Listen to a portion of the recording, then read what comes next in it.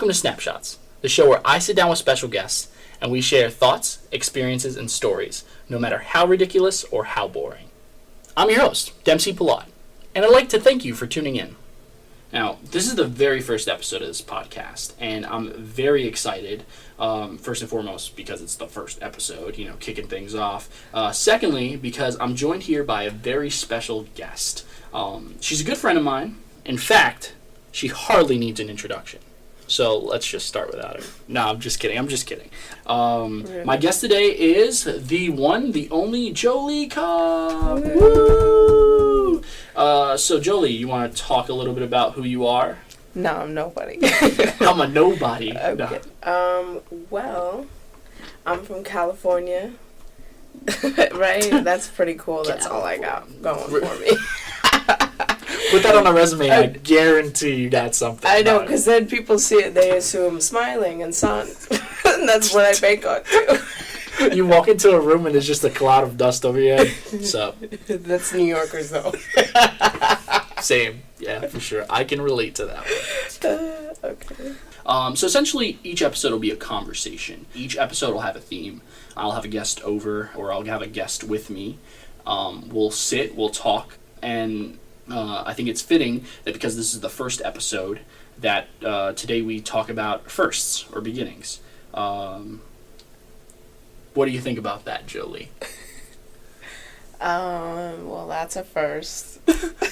Yeah, I literally told Jolee nothing about this. Like, she just literally went in here blind. Yeah. She's like, send me a cheat sheet, send me the notes. And I'm like, just be prepared to talk. Yeah, okay, well, first, I feel like firsts are really important, so it's kind of interesting. You can talk about first in a lot of various directions. This is my first podcast, so that's a first. This is my first podcast, too. I mean, podcasts are cool. They're hip. They're happening. So, I guess my first question would be, for you, and I mean, you feel free to ask me questions about my first time, or if you want to reverse the question back to me. Tell me, so you came from California, you immigrated here from California to New York City, to the Big Apple. What were your first thoughts when you first came to New York City? Is it more expensive in New York, or is it more expensive in California? Like, what were some of the things that, like, shocked you when you got here? Cost, how much energy, walking. Californians, we don't know how to walk. I'm telling you. And you need to drive everywhere. Oh, yeah. What's a walk?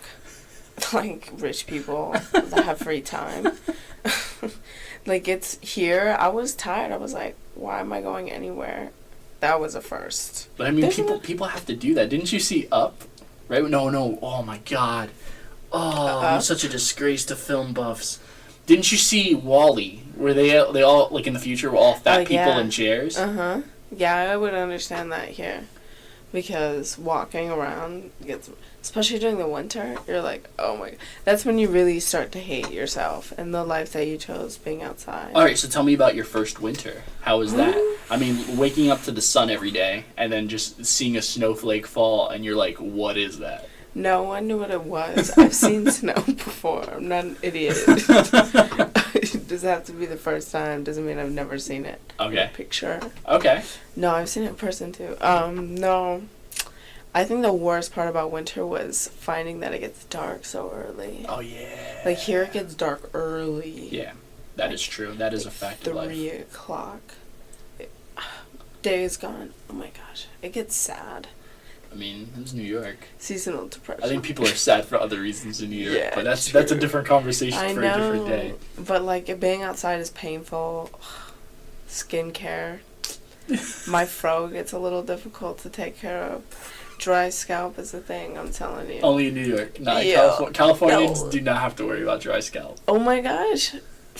Not where I lived, at least. It was so moist. Okay. Don't say that word on the air. I'm kidding.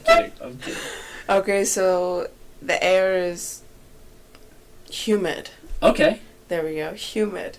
It's like relatively humid. Okay. At some point. So my fro retains moisture. My skin does too. Like, it's not here. It's like toxins. Damn, don't Cold. trash my city like that. Damn. Yeah, I question why I come here, like why I'm here every day. Like, I think we can all agree that at least we're not Chicago. No. True. True. I wouldn't even ever want to go there. My God. The only thing they got is pizza. And crime. Nah, but that's for different reasons. Because it's the pizza. Everybody's stealing the pizza. No. It's poverty-stricken areas that are ignored, but we'll talk about that a different day. And the pizza. So, have you ever been to California before? I never have been to California. I do know a few people have been there, and the one thing that, like, it's consistent across the board that they tell me is that when they get there, the air is so much thicker, and that they have hard times breathing. Like, I knew this one guy who went, he said he had asthma, and he said his asthma flared up, like, immediately when he got there. Why? Where was he? I don't know. Dude, we weren't even that good friends. He just told me. Lying. No. That's what he said. And there was this other guy I spoke to who went there, and he was just like, it's just really hot. I mean, I would imagine it's the same as if you're coming from California to New York. You're fish out of water, regardless. True. It's the two very different environments. That's like if you went from living on land to living underwater. I mean, if that's not fair. That is such an exaggeration. Oh my God. Oh man. All right, next question. All right. What was your first impression of me when you met me? What was your first impression of me? For sure, you were Arab. Everybody says that, and you know I do have some Middle Eastern in my blood, but I mean it's okay. We all have a little bit of something. You have that. You hear about that new like DNA test that you have like spit in a cup or something, and you mail it out, or you spit on like a Q-tip. I don't even know what it is because I don't really care what it is, but apparently you can pretty much find out your roots. It's like $70, and I mean, you could just be giving someone money and they could just lie. They could be like, I think this person's Chinese. Send. I mean... A scam. Yeah, it sounds like a scam. I wouldn't believe it. I believe more that, what's that website? Ancestry. Yeah, I was going to say genealogy.com, but the Ancestry that figures out your genealogy. That was your first impression? You were like... I was like, hey, nice to meet you. My name is Dempsey. And you're like, this guy's Arab, for sure. That's like your first thought. Arab. You have a pretty mean-looking face at first. You know what? A lot of people tell me that. A lot of people tell me that I look very mean, that I look very old, and that I look very tired. And they're only right about one. And I'll let you decide which one that is. I already know. Tired. Yes, very tired. I'm always tired. Welcome to the life of a New Yorker. Yeah. Californians, you know, there's so much moisture in the air that they're just full of energy all the time. What was I going to say? My first impression of you, actually, I don't know. I feel like, I don't remember my first impression of you, but I remember the first time I heard that you were coming to work at the theater. For those of you who don't know, Jolee and I met working at a movie theater in the city. She transferred she used to work at the same theater chain in California, and she found us in the city. She found us, and then she transferred over. And I remember, I will find you. Yeah, I will find you and I will kill you. And then I just remember seeing like an email, and somebody had interviewed you. And I was like, oh, cool, we're getting somebody from California. That was, like, the highlight. I was like, oh, man, we're getting somebody from California. Good, because everybody that works here that's from New York is miserable. And then I got to know Jolee, and I found out that, you know, Californians are miserable, too, just for their own different reasons. Yo, it's so true. We're all miserable. We're all miserable, all of us. No matter what state you're in. Know this. All right. Part of the reason that I brought Jolee on the show today, actually, was because she is probably one of the most politically charged people that I know. Oh, God. I'm pretty sure that one day, I'm gonna lose touch with Jolee, and then I'm gonna be like, whatever happened to Jolee? And then one day I'm gonna see her chained to like a tree somewhere. Oh my God. Save the trees! No. I'm gonna see her in front of City Hall. You say this every time. What? I'm gonna be chained to a tree. I would never waste my time. You're gonna be like in front of a landmark. No. Well, once again, one of the reasons why I like my friendship with Jolee is because she's very politically charged. We talk politics all the time, even though I hate politics. I absolutely hate politics. But no, I do. The two things in life that I hate the most are politics and business. But everywhere you go, they're literally everywhere you go. It's everywhere. Yeah, it's Can't unavoidable. escape it, folks. But my next question Sadly. for you is, what was the first thing you did when you found out Trump was president? I was in my dorm at school. It was like 2 a.m. I had gone to Times Square to like try to see who was gonna win, but it was just taking too long. I was not trying to be out there. And if he did win, I was really scared I may get shot. What? So I was like, I'm gonna go home. I went home. I think he was announced, and I was just like, this isn't real. I'm gonna go to bed and wake up, and maybe it'll change. Because last minute They'll do a recount. Yeah, they'll do a recount. I wake up the next morning and I watch the inauguration. Was it 2 days later? That was like it's Hillary's conceding speech. Something like that. I was just like, this is it. This is where we're going, I guess. Oh, surprise! Not really. And then went to class. That's the most bleak story. It was really bleak. I know, for a political science major, you would expect a lot more, but yeah. I was expecting like a much more like I was in outrage.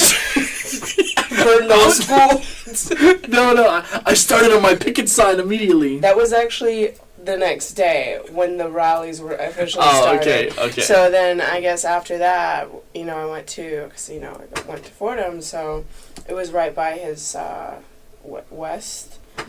West Trump Tower over by Columbus Circle. They're everywhere. They're everywhere, yeah, but that was one of them. Oh my gosh, I was totally leading that protest in my mind. You were like, follow me, ladies! Literally, because I was up on this barricade, like, yelling, like, chanting and hitting it. It was crazy. These officers were not feeling it. One of them remembered me and was like, I was trying to not get you arrested. I was like, oh, I was probably going to happen anyway. Jesus Christ. Yeah, but that was it. I think I protested for 3 days after that, and then I was like, I'm Gucci. It's not happening quick enough. He's not leaving office. So. Well, it wasn't really for him to leave office. It was more just like a... No, yeah, it was like it was like a protest against the result, for sure. Yeah. That's interesting. What about for you? For me, it was similar. A lot of people I actually speak to about this. Our stories are kind of similar. So essentially, they all say that they started to like fall asleep because I guess they were in denial about the results. So they're like, you know what, we'll just check the news in the morning. But for me, I was like up and I was watching and like I think that I had started to doze off when Hillary got California, which was like a big thing. I think he got like 55 electoral college votes, and then I was just like, yo, Hillary got this in the bag, bro. I'm gonna wake up to some great news. Yo, I blame this all on you. You made fun of me for 3 months, 4 months. Oh, you yeah. made fun of me for Donald Trump. Yeah. Nobody wanted to take it seriously. And look at where that happened. Wait, listen, let me finish my story. So I knocked out, and essentially I woke up, and like I woke up to Mike Pence saying, "Yo, President-elect," and I'm like, bruh, what? I was like, we're in the darkest timeline now. This is awful. This is dreadful. But yeah, that was my story. And then now we're about to go to war. One side It's okay. changed, but yeah, nothing's happening. I was like, nothing's changing around here. Yeah, things we're just still, getting worse. Western imperialism is still a global issue, but whatever. So, being a New Yorker, there are certain things that you encounter for the first time, and when you kind of have to encounter them in order to officially make you a New Yorker. So, what's one thing you think that you've experienced recently that you think makes you a New Yorker? Oh my goodness. I honestly don't think anything, because I'm always approaching it as like a California perspective. A tourist? You're a permanent tourist? Not a tourist, but like I just remember one day you had said you mastered the art of sleeping standing up on the train. Oh yeah. You haven't done that yet? No, first of all, never. That's one thing I will not be able to do. Hey, unless I'm leaning against it, that bro. prime spot. That's the only place I'm sleeping standing. Dude, when you're packed in like sardines, you adapt. Yeah. You adapt. When it's like sardines, I get so uncomfortable because I feel the need to talk to the person next to me. That's California in me. And then I'm just like, we should make this less miserable. So I'm like, hey, how are you? They give you a dirty look? Yes! That's the New York way. I guess that's like one thing that I have yet to adapt to, being in New York. Being miserable? Giving dirty looks? Being miserable. Okay, no, I got one. The first time I got locked out and had to sleep on the train overnight. Oh my gosh. I was so exhausted, I slept the whole day after. I woke up, I remember I took the 4 train to New Lots Avenue, woke up, got off the train, got back on the same train, fell asleep all the way to 86th Street. Okay. You make any friends? Yeah. There was my little, like, cross the sea mate that was on the train with me. I'll keep a lookout on this ride. I got up, and I was like, I need to go back home and try to get in my house. No luck, so I was like, I need to hit up one of my friends. And then I went there and slept. It was so tiring. I can imagine it's very uncomfortable, and for the first time you kind of feel out of place, especially not being from the city. You don't know what to expect. Oh, no idea. And time, like, it just, like, it was moving, but you have no idea what time it is. Like, it's dark, but it's morning. Ugh. And I know the New York City subways, you could be riding a 4 and then it'll turn into a 2, and you're like, what just happened? Yeah, and, like, all of a sudden my train, like, I figured by the time I got higher, like, to the, not quite the Bronx. I don't want to go all the way up to the Bronx and come back. So I was like, by the time I get uptown, it'll probably be 7 by the time I get home. Train ran express. Oh. When I was sleeping, so I got home early. I had to sleep by my front door. Damn. Yeah. That's a great story. I was miserable, and I was supposed to go to work that day, and I was like, I got locked out. I need sleep. I don't think they believed me when I said I got locked out. Okay, yeah, sure. See you tomorrow, Jolee. Whatever. You do whatever you really have to do today. Seriously. Do you have any questions for me? Yeah, so I feel like, we were talking about first, but we never talked about first that we regret. Ooh, that's a good question. So what is a first that you wish you didn't do? Oh, this is so easy. All right, I got it down. Honestly, one of my biggest regrets is, was past tense, was going to college. And it sounds ridiculous, but I love the fact that I went to college and all.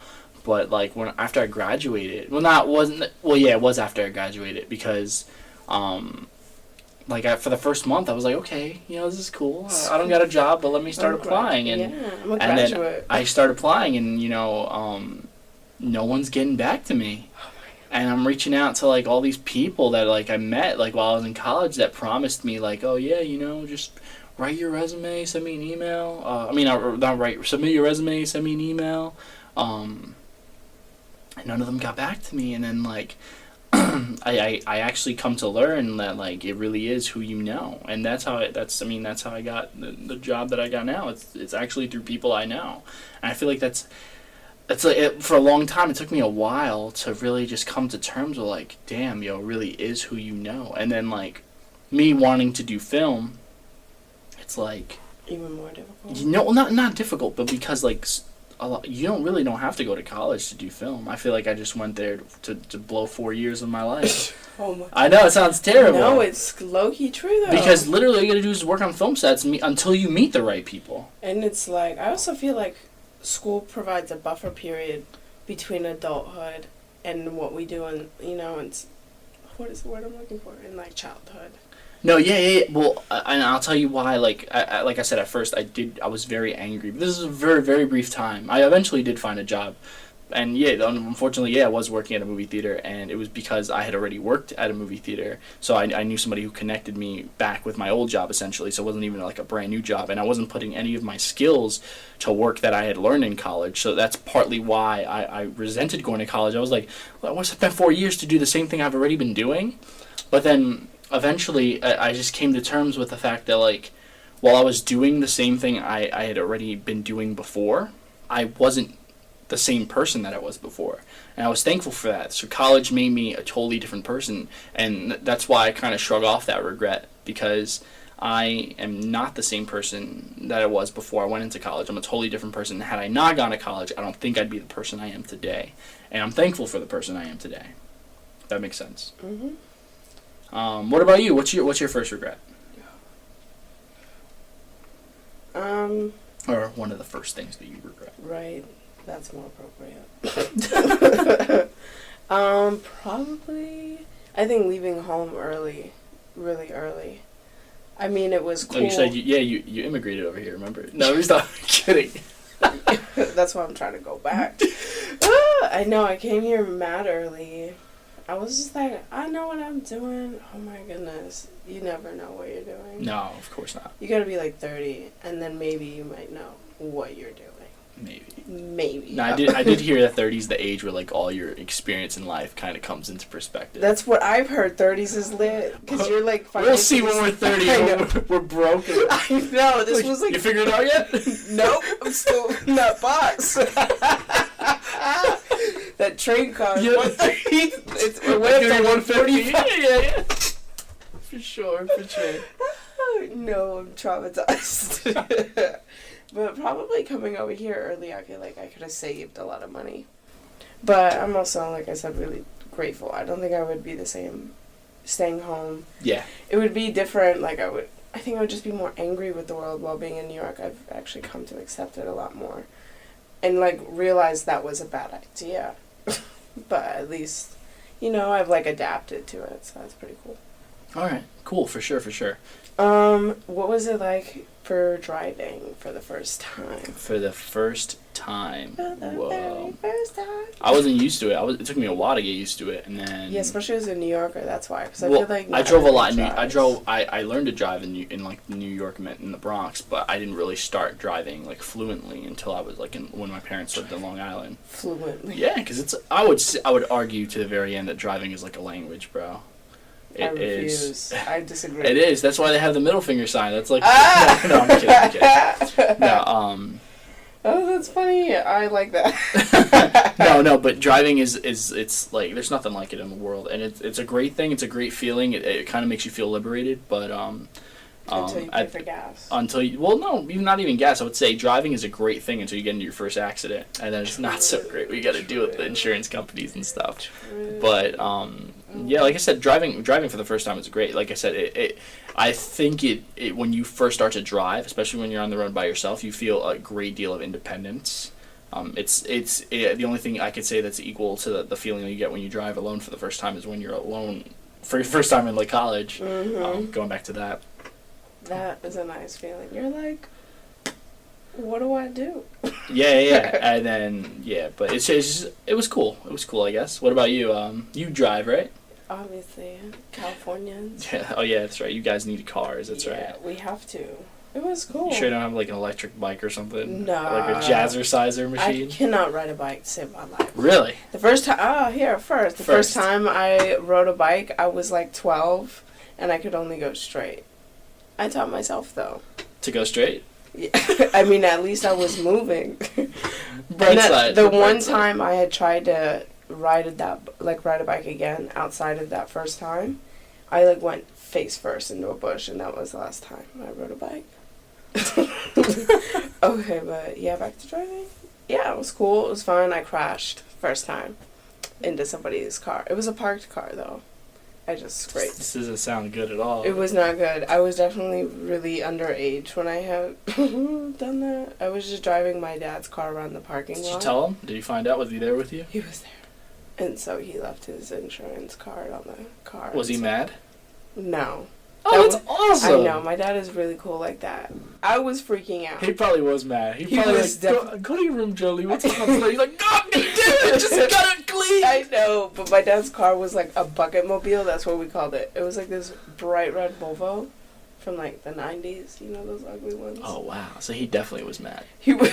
No, I'm kidding. No, that's really cool. I mean, I think the parents' encouragement, I think that helps. Because he could have made it a lot worse. Oh, yeah. Traumatized. I'm never driving. I did tell myself I wasn't driving again. He's like, nice try. That's awesome. Yeah. What a first. Okay. What was it like to have your first child? My first child. That's a good question. That's a really good question. So, essentially, with your first love. All right. Ooh. Double whammy. Okay, so I've been with my fiance we're like, I guess you'd call us childhood sweethearts, even though Yes. childhood. I feel like I was an adult when I met her, but that's just me. No. I know. You were a I child. was still wearing diapers. I know, Joe. You don't have to worry about it. No. So we met in high school, and then we've been together ever since. And May of 2016, I remember I was working at the theater, and she FaceTimed me, and I picked up, and she was like, "I need to see you," and I was like, "Why?" And she was like, "It's just very important." And in the back of my head, I'm like, "What are you, pregnant?" And then she was just like, "Yeah." No, but she showed me the pregnancy test. That was like her way, and I was like, "Oh my god!" And I'll never forget. And I tell her this story, and she doesn't believe me. But it was back when I used to drive, and I drove home that night. I used to live in Long Island. I drove. I'll never forget. Like, it didn't really hit me until like halfway through the drive. Like, I was like, "Oh my god, I'm gonna be a dad. I'm gonna be a daddy." Obviously, we didn't end up seeing each other that night because I told it was like 3 a.m. in the morning, and I didn't want her or my unborn spawn to be victims of, the night or whatever. But essentially, I told her I would see her the next day, and I did. But driving home that evening, it was late, and I remember it was like on the Long Island Expressway, and I was driving, and as I was driving, I saw that there were no cars anywhere, and I was like, wow, this is like beautiful. So I literally stopped my car in the middle of the highway. I didn't get out because I'm not that much of a dummy. And I was just looking, and I just took a time till I realized like life is like so beautiful, and like that quote in Ferris Bueller's like, life moves fast, and if damn, I really wish I had the quote. Life moves fast, and if you don't take a while to step back, essentially, that you just might miss it. Yeah, if you don't stop every now and then, you just might miss it. Once again, I'm a failure as a film buff, guys. I suck. And that's what it was for me. I stopped, and I was like, wow, like, this is my life. Like, I always pictured myself, we all pictured, like, no one knows when they're going to be a mommy or a daddy. But to know, like, I was a pretty young, I was going to be a pretty young dad, and I was like, wow, this is it for me, and this is just so beautiful, and right here is perfect. And I didn't feel that way again until 9 months later. Dun, dun, dun. When she was in labor, and I'll never forget. I was in the operation room, and I was holding her hand, and we were just talking, and she's shivering, and I'm like, yo, she looked, as crazy as it was after like 20 hours of labor, she looked like the most beautiful thing in the world. And I was just talking, and then I was talking to calm her down, because I know she was like, I'm probably gonna die. Oh my god, I know, right? So many... that is what we're all thinking. Yeah. These are my last moments. That's what every movie's got us thinking. No, and then, but like, we both were thinking that, like, I'm like, oh my god, I hope this isn't your last moment, I want you to see our baby. And like, both, like, all of our talking, we stopped because we started to hear a quack. It was the baby crying. He had like so much mucus in his mouth. It was like, quack, quack, quack, quack. It was great. And then when I met him, I was like, oh my god. And then, having my first child, like, fast forward another 9 months, because he literally just turned 9 months. He's like beautiful, and it's great, and it's so weird. Like, the first couple weeks when you see your child, it's like, you're like, oh my god, they're so delicate, but they're so beautiful. But literally, like, any little thing, you tripped the wrong way, and he's done. Like, they're very fragile. But to see how where he came from, like, being so fragile, to now he's like saying dada and mama, and like smacking people when he doesn't get what he wants. I know. It's just so it's great, but it's so good to see, like, this is me. This is a little mini me. I think it's really cool. I just think it's like super cool. So it's basically watching yourself. Yeah, essentially, literally a mini me. But yeah, to answer your question, dream. It's great. Having a child's great. I would highly recommend it for everyone. Go out right now, guys, and get a baby. Well, people already got that message. No. There's been an influx of babies being born. Do you remember the first scary movie you ever saw? No, I love scary movies. But you say you can't watch like Saw or anything. That's kind of weird. I know, so it keeps me limited. So you just watch like the Disney scary movies. Hocus Pocus. Hikey, though. Twitches. No. Hell yeah. That's my favorite. Okay. Ooh. I think it was maybe, oh my god, what is it? The Omen. My mom. The original or the one that came original. out? Right. No, it was the original. I remember being traumatized. My brother and I both. All for you, Damien. Because I was so young. I don't even remember. I don't even remember what the movie was. But I just remember being so scared of it that I didn't want to watch it again. Wow. That's a really powerful emotion for a child to have. But she knew it would scare us. That was the point. I never watched it again. I watched 20 minutes of it, and I was like, this isn't What's up with scary. you watching, like, 20 minutes, 30 minutes of movies, man? I just don't get, or I don't stay entertained, or, like... Once you're scared of it, you're like, nah, I'm done, I'm out. Well, that one I just realized wasn't scary at all. But The Omen you're talking about? Yeah, like, when I watched it later, it wasn't scary. Oh, okay. So I don't want to ruin it, so... I just, okay, it was scary when I was younger, it's gonna, stay scary that way for me. Gotcha. If I rewatch it, it's ruined. It was never scary. I did that with, the first scary movie I remember seeing was It. I think that a lot of people can relate to that. The original. Not the one that you imagine, the first scary movie. First scary movie I saw was weeks ago, guys. No, the 1991, bro. It's so traumatizing, because there's a freaking clown in the sewer. No kid ever wants to go near any sewers. It's true. No kid wants to go to the damn circus. That ruined the circus for me. Like, I didn't go to my first circus show until I was, 14. No, I'm kidding. I was, 12. In reality, though, it's serious. Not that I'm kidding. No, I'm dead serious. I hated the circus. And then... It wasn't that bad. Bro, no, but watching as a kid, I'm terrified. I remember we used to have, in your apartment, you have, radiators, the little ones that stick out of the wall. I mean, in New York, yeah, but in California, no. Okay. I think I know what you're talking about. I used to think that the little clown was going to come out of the radiator. That would be so scary. Right? Man, that little small space. Oh. But, yeah. We have chimneys. Lucky you. Privileged. You guys have smoked chimneys. But I didn't have chimneys. You're ridiculous. Nah, I didn't have chimneys. I didn't have a chimney. I watched the movie a few years ago. I was like, Dempsey, you're a grown man now. You need to watch this movie. So I sat down and I watched the movie. It was lame. It was so lame. But I sat down because when I was little, I only saw a little bit of it, and I crapped my pants. But as an adult, I was like, in order to conquer this fear, you need to watch the whole movie. And the whole movie is 4 hours. It's like a 2-part miniseries. Long. And I sat down, and I never knew how it ended. And when I saw the ending, not going to ruin the ending, but the ending is so ridiculous. It's like... I don't even remember. I literally conquered that fear immediately. I was like, bro, whatever. But then I could go to a circus again. I was like, I booked my tickets the next day. I don't think I've ever been to a real circus. Really?